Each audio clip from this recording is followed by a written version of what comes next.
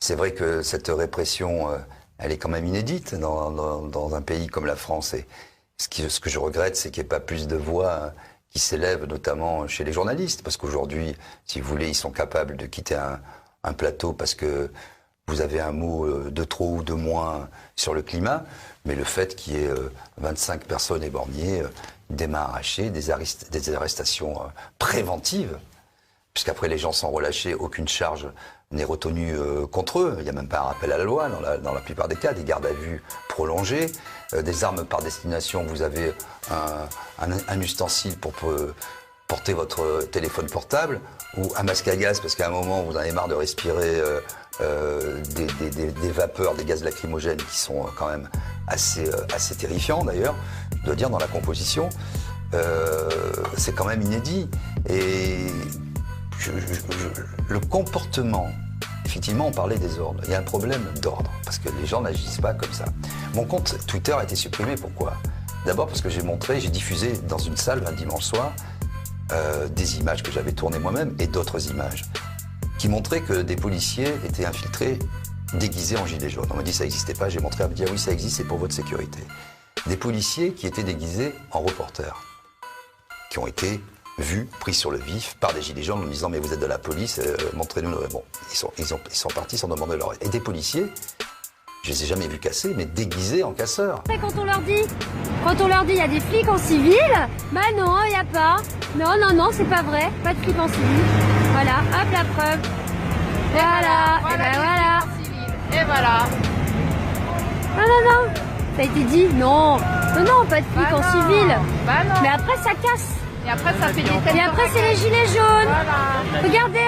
Regardez comment ils sont équipés là, les flics en civil. Regardez.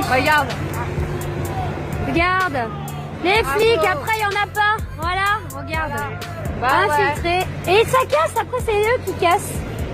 Regardez ça comme là. Ils rigolent en plus. Ça va les pédalants? Ah là là. Et c'est en civil et après L'arrivée des casseurs. L'arrivée des casseurs, exactement. Voilà les flics en civil. Bravo.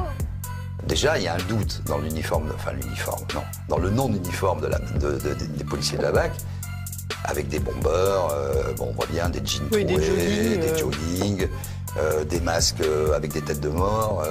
C'est pas une police républicaine, ça. Donc déjà, on a pu diffuser des images où des gens ont été exfiltrés, vus, pris sur le vif.